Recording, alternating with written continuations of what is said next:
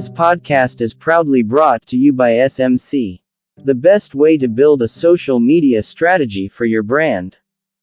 Well, hello, friends. Welcome to South African Writers Podcast. My name is William S., and I'm so excited that we are able to meet together so that we can be able to interview another author. In Ekurhuleni, there is a group that they have started on WhatsApp that is full of authors in Ekurhuleni, and also they get interviewed during the week. I think on Wednesdays, I remember I went to one of their interviews. I was interviewed on a Wednesday with regards to my book, His Will, Your Way. So by luck, I happened to be in the group simply because I'm an author as well.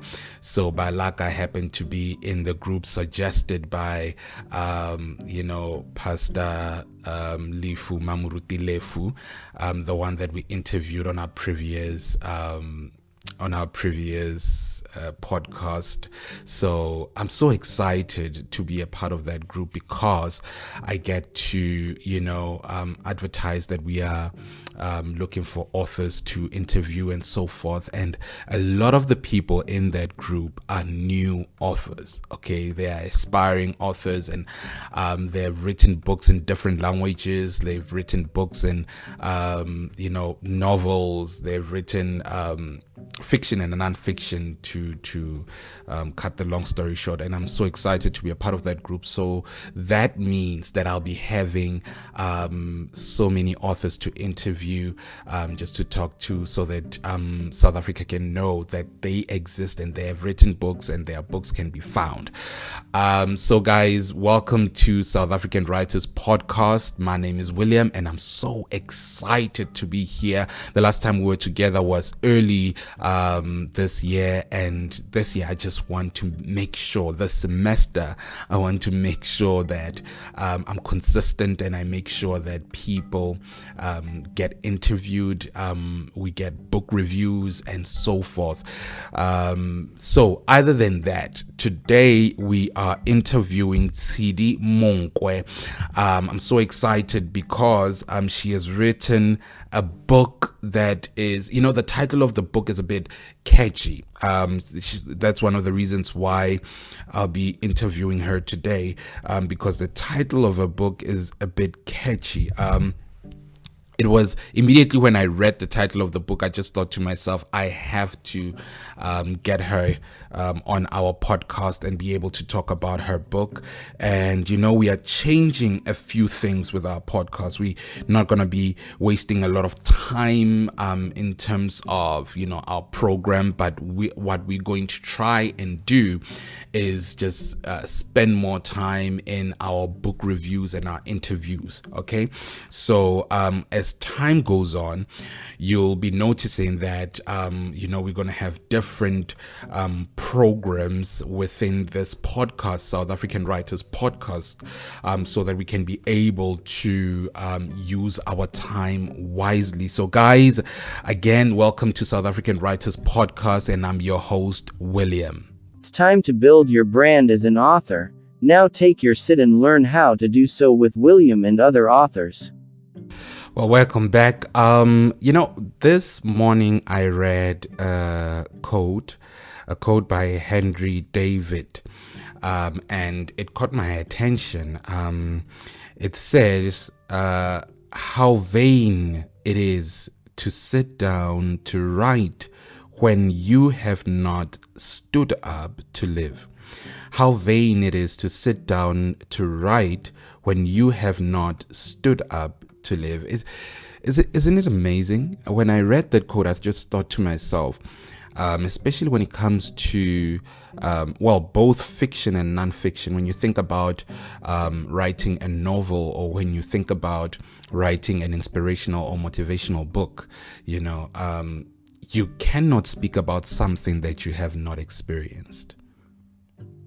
You cannot speak about love when you have not experienced love.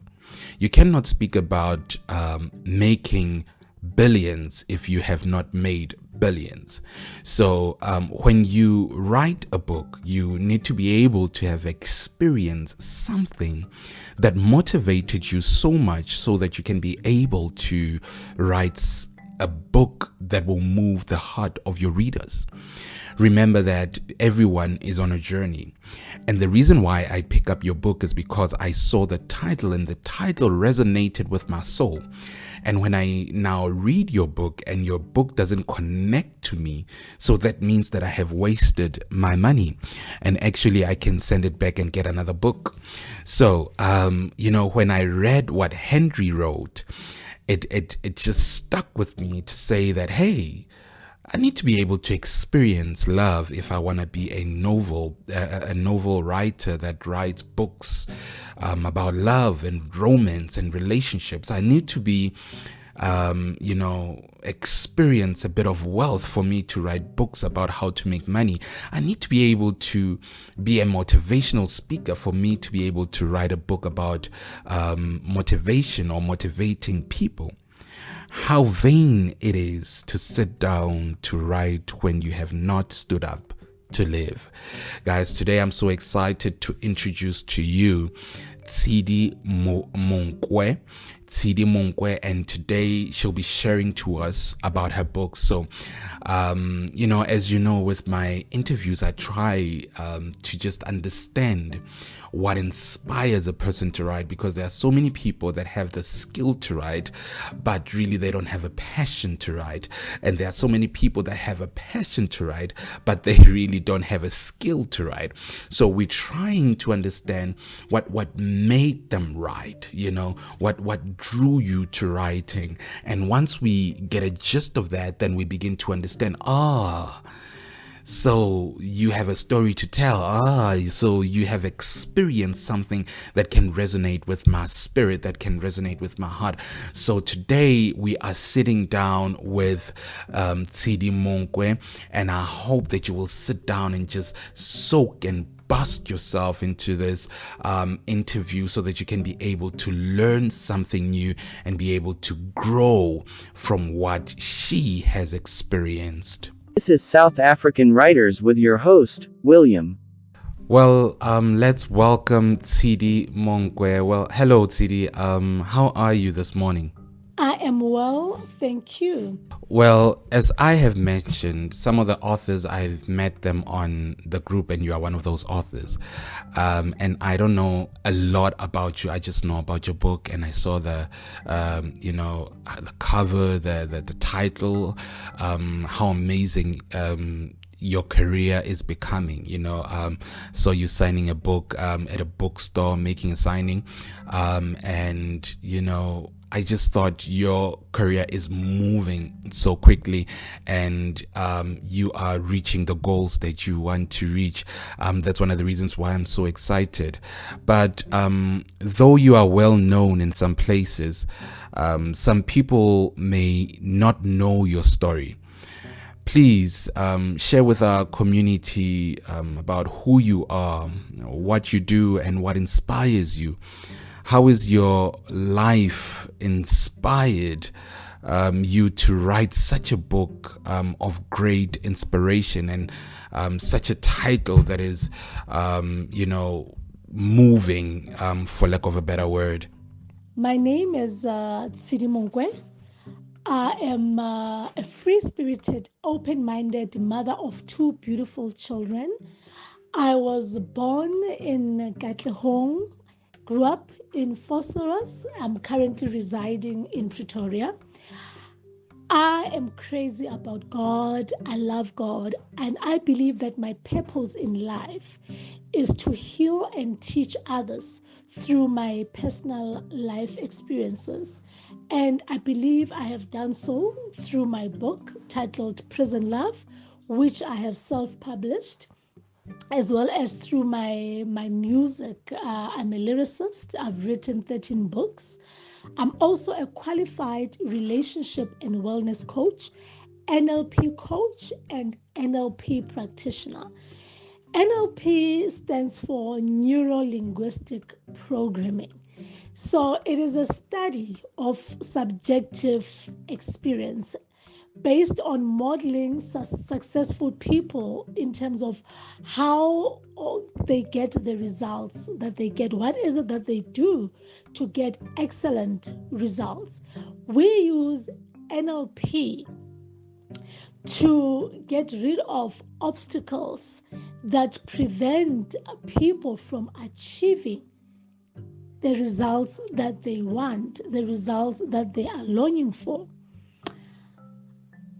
So, in terms of what inspires me, as I mentioned, that I've defined my purpose. I have really clearly defined my X factor, my why, my reason for existence, and that is making a difference in the lives of other people. And I do so one person at a time. And just by changing or impacting someone's life, just that one person, that gives me the drive that I need to keep going. It is enough for me, to keep pushing, because that is what I live for. Wow. That is amazing for me, because we have a lot of Christians that, people that love God, people that are Christians and that are living according to the principles of Christianity and building their families in such a way. But when I'm listening to you, the way you have build your career, your writing career, and thereof, and also having two kids, where you find the time, it's amazing. I don't know, because speaking as a father to be, I don't know where you find the time. I don't know where you get the time to be able to do what you do. And that's one of the reasons why we women or mothers inspire us so much, and your life as it is, it's a testimony.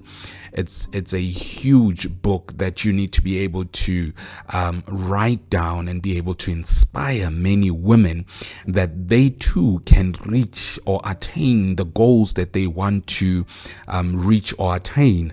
But coming back to the whole business of literature, it's a very tough business.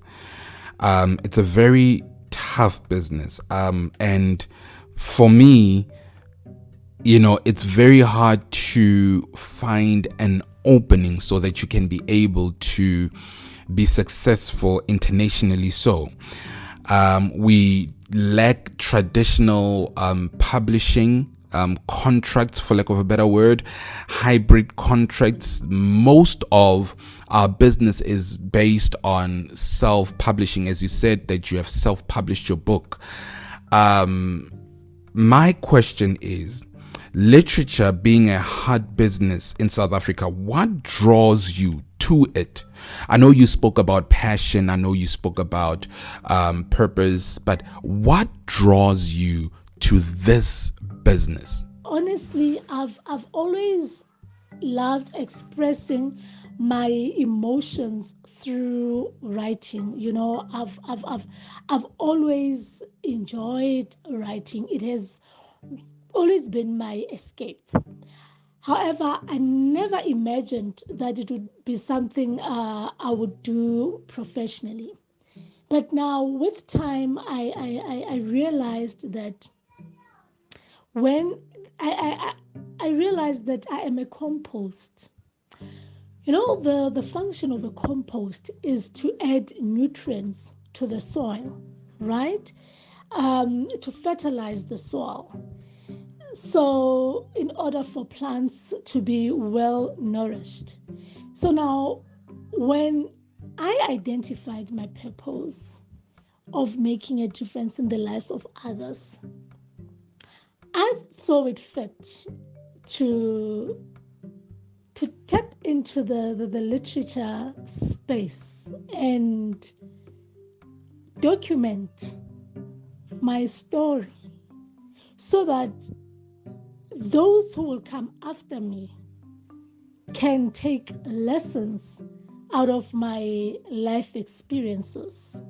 That is the importance of documenting our stories for those who will come after us. So now, as a compost, I feed the minds of readers, their spirit, and their souls. So that is what drew me into literature. I found a way of accessing people's minds, spirit, and souls. You know, I'm laughing in my heart because, you know, sometimes succeeding in literature or publishing world, book publishing world, it's so hard, and you would get so discouraged, and you would just say, you know what, forget about it. Let me just find a job, or let me just continue doing whatever that I was doing before. And that makes me realize that we undervalue ourselves as writers and authors.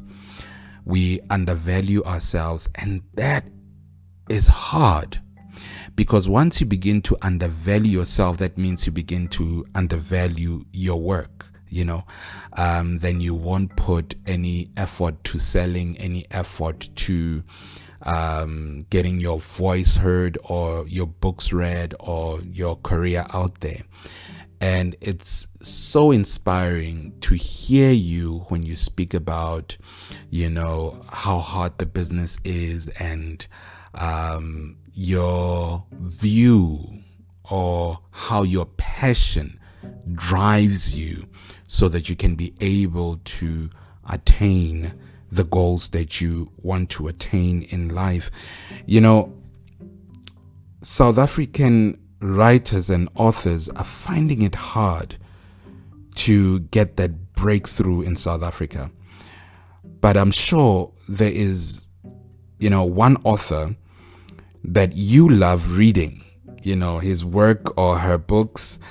So that leads to my next question. What is your favorite South African quote or author or book, for lack of a better word? So what is your favorite South African quote, book, or author? Sure, yeah. I read a lot of books written by South African authors, you know, and it is indeed tough or hard to break through in South Africa, because we are still trying to get people into the habit of reading, even though there is a lot of progress, you know, but it's still hard. My favorite African quote is by Sai Shabalala, and this is how it goes. Nobody will respect you as long as you keep begging for crumbs of affection, recognition, validity, and provision. Nobody will respect you as long as you keep begging for crumbs of affection, recognition, validity, and provision. By Sai Shabalala. This quote resonates with me because for a very long time, I begged for crumbs of affection, validity, and recognition. I failed to look for all this inside of me. I failed to validate myself. I failed to speak to the queen within me so that others can also speak to the queen in me. I failed to speak to the royalty within me. So if we could speak to the royalty within us, we would not beg for others to validate us. But now we first need to find where that royalty lies. How will you be able to speak to the royalty in you when you haven't discovered where that royalty in you lies? Now, I know that every book has a story, behind it. You know, we don't just wake up in the morning and just choose to write book, no matter if it is a fiction or non-fiction. There's a story behind the story. There's a story behind the story. And I want you to basically tell us the story behind the book that you wrote. And also, I want you to motivate and inspire people. And I want you to keep a few things in mind as you answer this, because I want you to have the time to be able to explain your work to people without actually opening up the book. You know, I want you to tell people. And I feel that in a way, when you share that, you'd be able to draw people to actually purchase the book. So I want you to tell us, as you tell your story behind the story that you wrote, what inspired you to write this particular book? The title of your book is also an eye catcher. Why specifically that title? You know, and also, what is your book about? I get the title of the book and I can assume, but what is it about? Your favorite chapter in your book. Why? What is it and why? And the quote from your book that you want people to take home. And also, one thing that I want you to be able to be detailed on, because we're talking about the story behind the story. What is the message that you want South Africa to take home?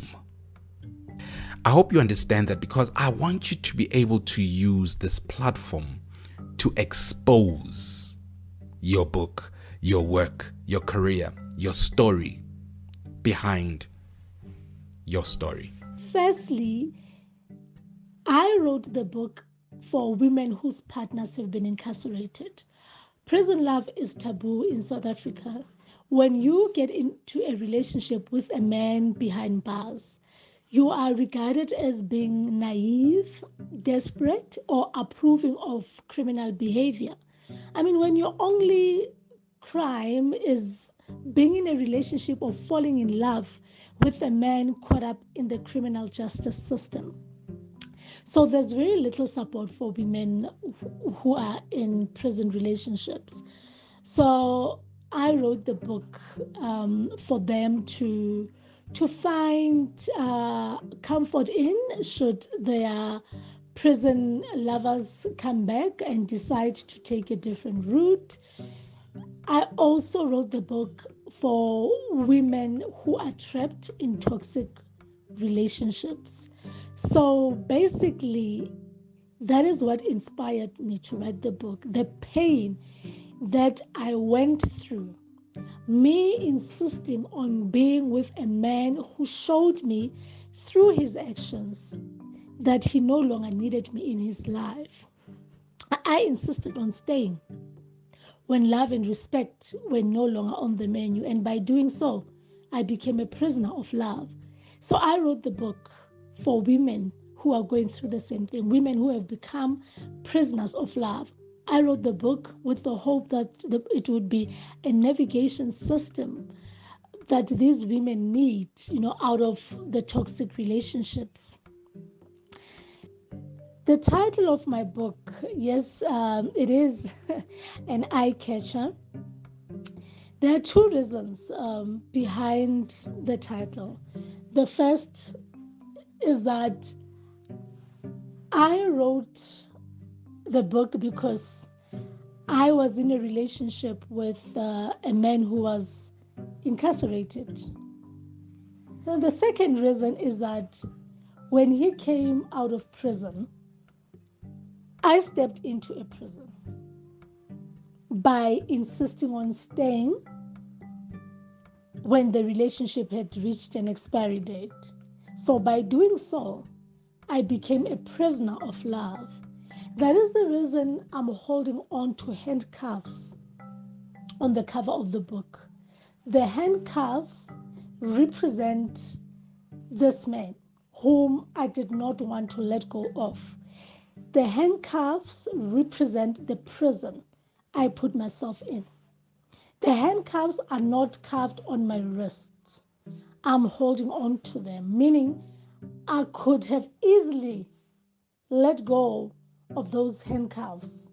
However, I decided to hold on. I made the decision and choice to keep holding on to a man who had let me go.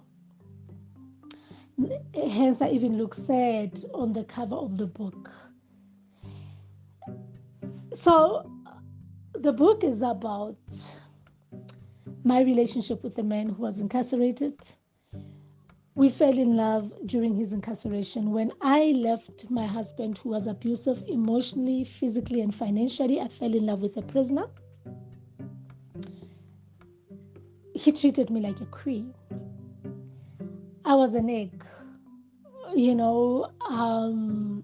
I experienced things I never experienced in my marriage with this man. He treated me with love, respect, and tenderness. I received roses, chocolates, for the first time in my life from a man with limited resources. He was my key. I also loved him. And we made a lot of promises to each other. He was studying, reading books, writing a book, playing sports, participating in public speaking. So I thought when he came out, we would have a meaningful relationship. We even got engaged when he was in prison. So I was looking forward, to seeing this wonderful man in action. I was looking forward to a continuation of the life we had built while he was in prison. Regrettably, when he came out, all hell broke loose. It was actually the beginning of the end. That is when I became a prisoner of love.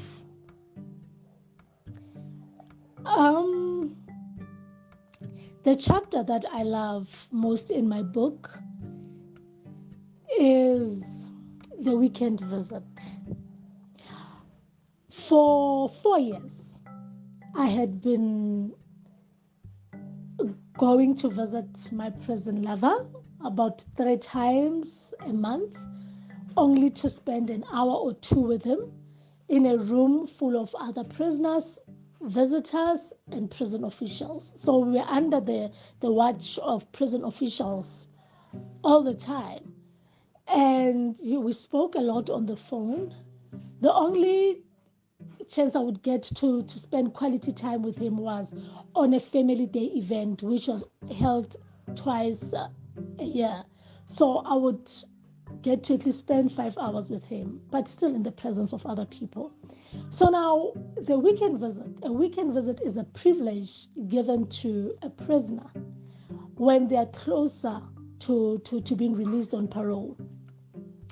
So they allowed them to go home for that weekend on a Friday, come back on Sunday. So we spent that entire weekend together. I booked a hotel. We even went to the mall. Before we went to the hotel, we spent the entire weekend together. So now I got to know him better. I got to experience this man that I had been waiting for 4 years. We were able to be intimate, So for the first time, it felt like we were a normal couple because there were so many things that we could not do, obviously, because of him being a prisoner. But for the first time in my life, I was able to experience him, and he was able to experience me. So I enjoyed that experience. So that is what the chapter is about. The subtitle is The Weekend Visit. Beautiful weekend we had. Amazing. So yes, that is my favorite chapter in the book. My favorite quote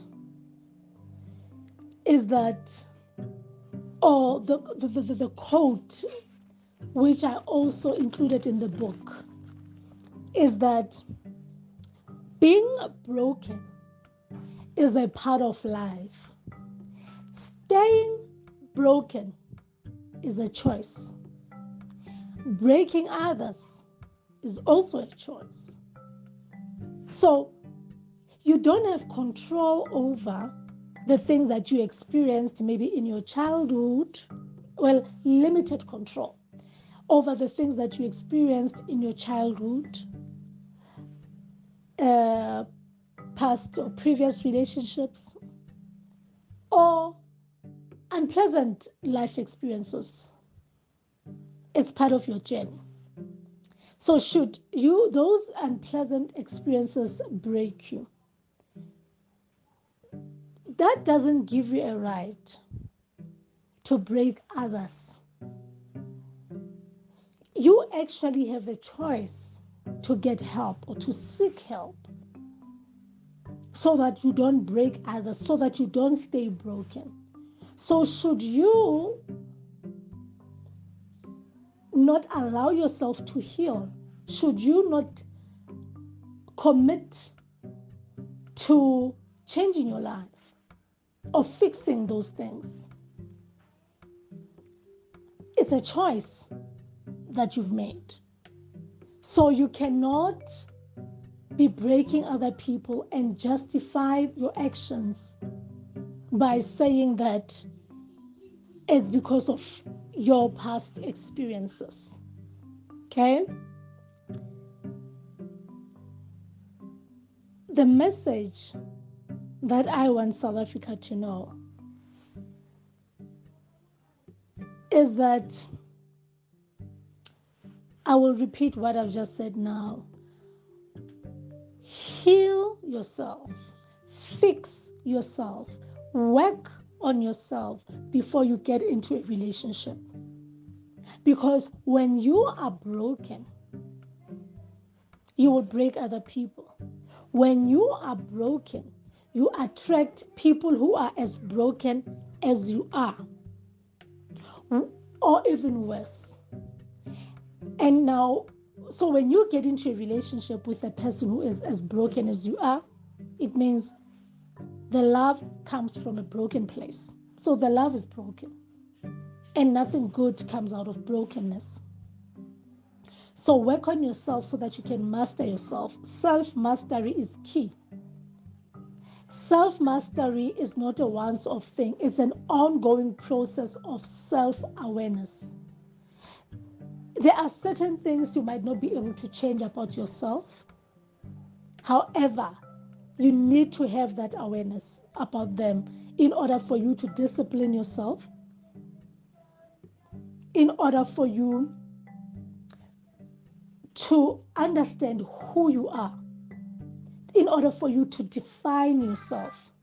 Because if you haven't defined yourself, other people will give you definitions of who you are, and you will embrace and accept those definitions because you haven't defined yourself. So master yourself physically, emotionally, mentally, and spiritually before you can get into a relationship. And financially. Number 3, love yourself. Care for yourself. You know, you always hear people saying you need to fill your own cup, and people don't know what that means. It means that whatever it is that you are looking for already exists within you. What you are required to do is send a search party within you to look for whatever it is that you need. So happiness is an inside job.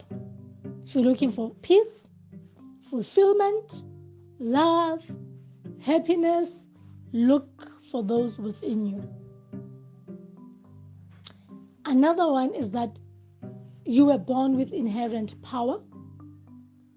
So you must always unleash the power within you and do not hand over that power to another human being, not even your husband, not even your wife. There is no one you cannot live without.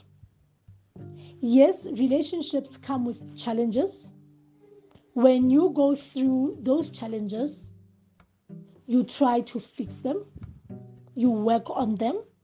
But if a relationship is toxic, and you know when you are in a toxic relationship, believe me, you know when you are in a toxic relationship, you don't negotiate with an abuser. You leave. You walk away. Walk away. When a relationship has reached an expiry date, do not try to preserve it. Just walk away. And also, what else? The most important thing is also to understand the context in which we make certain decisions. Context is everything. There are behaviors that served us in a certain context, but we fail ourselves by wanting to carry on or to continue with those behaviors in a different context. For example, my relationship with my ex was perfect when he was in prison. He needed companionship. He needed to pass time. Yes, he may have been in love with the idea of me being in his life, but that is the context of what was happening in his life. Now, I was also vulnerable. I needed bandages, and he had the right bandages. See, now, I failed myself, right? By wanting to continue with the relationship in a different context, in the context of the outside world, where this man who needed an antidepressant when he was incarcerated still needed an antidepressant, but now he was spoiled for choice. He was now able to go and get himself one. Unlike in prison, where this antidepressant would come and visit him, because I represented that antidepressant. So context is everything. Lastly, respect the other person's map of the world or other people's map of the world.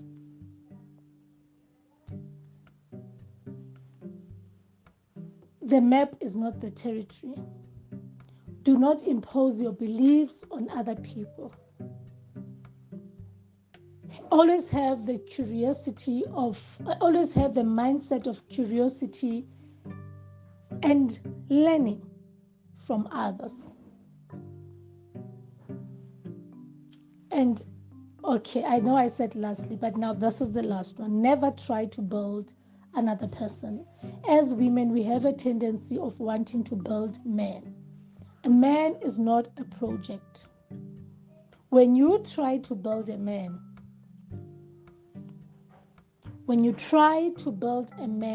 you bruise his ego, and he will look for means of boosting that ego, of elevating his self-esteem. He might do that through cheating, abusing you, or both. Because every behavior fulfills a positive need or intention for the person doing it. I know you have mentioned one author that, the person that you quoted, but who is really, really, really your favorite South African author? They can be self-published or whatever, but who is really your favorite South African author? I love all South African authors. So it will be difficult for me to single out an author. I respect South African authors. So really, I cannot single out an author and say this one is my favorite author. Most of them have become my friends. A lot of people actually run away from answering that question. And I understand, because when you are, especially a self-published author, you build relationships with a whole bunch of people, and you don't want to insult anyone. You don't want to give another person an impression that his book is bad. But I don't want you to run away from my next question, though, because it's really broad. It addresses readers, and it also addresses publishers. So tell us about literature in South Africa. This is totally your view. Okay, so tell us about literature in South Africa. Really, I must say, gone are the days where they would say, if you want to hide money from a black person, put it in a book. In which book? We write books. We read books. We are self-published authors. We no longer go through the traditional publishing route. We publish our own books. We've taken our power from publishing houses. Not that there's anything wrong with going that route, but the greatest feeling about being an author is owning 100% of your copyright. And that means you have publishing rights, you have distribution rights, you have translation rights, you have licensing rights, you have adaptation rights. So you are in a position of power, because writing is not easy. There's a lot that goes into writing. You need to also be in a resourceful state when you write a book. You need resources like time and internal resources that you need to unleash for you to be able to complete the project. So once you've done so, the last thing you want is to share rights with a publisher. So most of us have gone the route of being self-published. Most authors have jumped into that bandwagon, and it's impressive. We have taken back our power. We are creating our own experiences. And by doing so, people are becoming receptive. Yes, gradually, but they are becoming receptive to the idea of buying books. Black people are becoming more receptive to the idea of buying books. South Africans are becoming receptive to the idea of buying and reading books.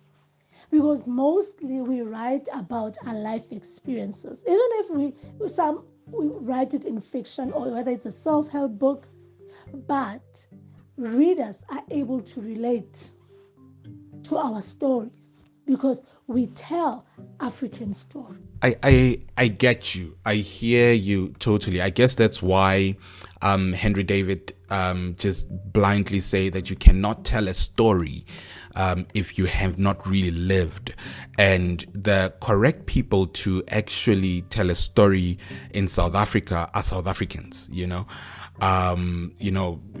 you look at our film industry, our history is mainly, or some of our history is told by people from the US and so forth. I remember when they wrote the Long Walk to Freedom and so forth, but they don't tell it the way a South African would, whether black or white. They don't tell it the way a South African would. So it's important for us to be able to tell our story, and it's important for us to support people that are telling our story, because it's important. This guy from Kimberley once said, in order for people to remember us, we need to be able to tell our story. I remember also talking about Kimberly proverb. I was listening to him on his, I think it was on a radio station, or was he on Idols? And he said that in order for hip hop to live long, we need to be able to tell our story. So in order for our history, for our people, for our ancestors to be remembered, the things that people died for, we need to be able to tell our story. But here's the thing, how do you, because today's generation, we spend more time playing around our phones. So I want to ask you this question: how do you plan to encourage South Africans to read books? I get that you're saying that people are starting to read books because we are telling our story, but so many young people are not reading books. So how, especially people from Kasi, how are you planning to encourage people to read books? South Africans need to understand that when you buy a book or when you read a book, it's not only about supporting the author. You are empowering yourself. Firstly, you are feeding your mind. You are feeding your soul. You are feeding your spirit. Reading opens up your mind. It improves your grammar. It improves how you perceive the world. It enables you to have great conversations. You can sit next to a plane and be able to have a conversation with a stranger. So it's not only about supporting the author. And when we read as adults and we model the behavior to young people, to our children, they will jump into that bandwagon, because children do as we do, they don't do as we say. So the more we read, the more those around us will want to read. My daughter never enjoyed reading, but now because I read, she enjoys reading. My mom also has jumped into that bandwagon of reading. My little boy, same thing. See, just by one person reading, 3 people have started reading books. Tshidi, it was a great honor to have you and to be able to talk about your book. As I was listening to you, I was really inspired, and at some point I started stuttering because I just realized that sometimes we are standing in the midst of greatness and we miss that opportunity to create relationships, and just listening to you speak and just listening to what inspired you and your past and what you have went through, I get motivated, and also listening to you speak about how you came out and just wrote this amazing book. It's inspiring to me, and I hope that a lot of people who are listening to this podcast, they are inspired. And I just have a question for you before I actually let you go, before I release you from a wonderful conversation that we're having.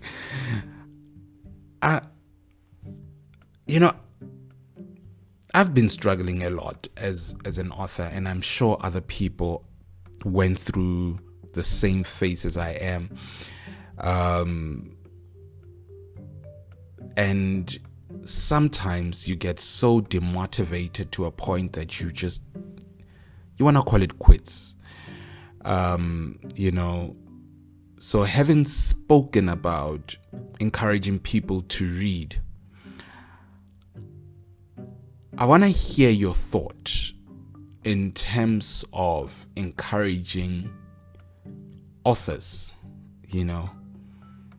encouraging authors, whether they're struggling or they are making it. How would you encourage them?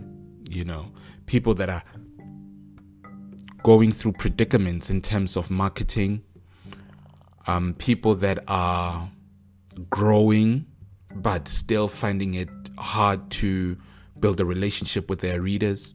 How would you encourage authors, South African authors, that is? Look, when you've written a book, you've manufactured a product. You have manufactured a product. That makes you an entrepreneur. You are no longer just an author, you are an entrepreneur. So you walk the walk and you talk the talk. You sell your book, you market your book. You need to get your book out there by promoting it, by being willing to invest in your business, because you are running a business. Before you can try to get other people to invest in your business, you need to be willing to invest your money and time into the business. Put in the effort. Go do radio interviews, do TV interviews, be featured on print media, social media platforms, free marketing. Hey, take advantage of these platforms, market your book. No one's going to do it for you. Don't pay people to do it for you. Do it yourself. Go sell your book. Go to malls. Go to the bookstores. Do book signings. Do book promos. Be out there. Exhaust your resources. And build rapport with your readers. Because when you are in rapport with people, they recommend friends and family to buy your book because you are in rapport with them. You see, the sale will not be a once-off thing. They will buy a book, either once they've read the book, buy it for a friend or recommend it to a friend. You see, that is word of mouth marketing. Powerful, do not underestimate that. There is power in word of mouth marketing. I've sold over 1,000 books just by putting myself out there, working hard, and building rapport with my readers. So push. I know I've only written one book, but look at it this way. When you just keep writing and you are not doing justice to your first book with regards to marketing, you're just writing. Who are you writing for? Make sure you promote your book. Make sure you get your book out there. People know you. By the time you publish your second book, so that when you publish your second book, people already know who you are. So they'll just buy the book because they know your first book. But hard work, and consistency. Those are the key factors. Inspired.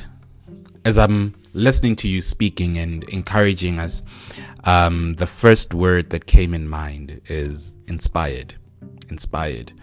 I pray that you get to experience abundance in your work so that you can inspire more people. I also hope that you are working on your second book. It's important for you to keep on sharing that story, and also for you to continue on sharing your skill to the world. Tshidi Monkwe, it's really exciting, and I'm so thrilled to have had you here. Just before we let you go, where can people find Prison Love? Prison Love is available at exclusive books stores, including the 3 airports: OR Tambo International Airport, King Shaka International Airport, and Cape Town International Airport. Also available at exclusive books Botswana. It's also available at Lifestyle Books, including Lifestyle Books Lesotho, in Maseru, Pioneer Mall Maseru, Lifestyle Books Zimbabwe in Harare. It's also available directly from me. Should you struggle to find these bookstores in your area, you can always contact me on 066 172 6715, 066 172 6715. The price of the book is 366. How about social media? Where can people find you on your social media? Because it's important for us to be able to grow also in numbers. So where can people find you on your social media? I am Tshidi Monkwe on Facebook, Tshidi Monkwe. On Instagram, it's Tshidi_Monkwe. On LinkedIn, I am Tshidi Monkwe. On Twitter, I am at CharismaticTM. So Tshidi Monkwe, it's TSHIDI. Monkwe, it's MONKOE. MONKOE. That was Tshidi Monkwe. Tshidi, thank you so much for joining us today and just spending time with us. Thank you. Remember, we create our own experiences. And everything that you want, you owe it to yourself. No one owes it to you. Wake up every day looking for it. And once you have found it, grab it with both hands, run with it, and don't look back. Tshidi, thank you so much for joining us. We hope that you get to experience growth in your career as a writer and everything that you are doing. And we really hope that you will get to challenge the hearts of people and be able to draw people to our story as South Africans and your story personally. So it was great to have you, and we are so excited to see your growth in the future. Guys, my name is William. This was South African Writers Podcast. And if you want us to interview you, just make sure that you listen to our advertisement as we close. As well, guys, we are planning to be more versatile when it comes to our content. We are planning to be able to reach out to different people from different walks of life, and if you also feel like you're one of those people, you can hit us up as well. And as well, we want to be able to encourage you to pick up a book, read a book, and I want to say, make sure that you support South African authors, because it's important that, as Tshidi says, for us to be able to get our story straight, to be able to read our story as Black or white South Africans. It doesn't matter race. The only people that can tell our story are South Africans. And I want to encourage you to be able to pick up a book and be able to read the book and be able to buy it for another person and be able to grow with your authors and your writers. So guys, until next time, remember that it is important for you to read. Remember that you cannot write what you have not lived. Remember, it is important for you to support your very own. Enjoy your week. Thanks for joining us today. Remember to connect with us by clicking on Send Message, or send a voice note on WhatsApp to 074 277 8857. If you are an author and want to be interviewed or have your book reviewed, please make sure you send an email to essay-writers@outlook.com. Again, essay-writers@outlook.com. See you next Tuesday 9 a.m.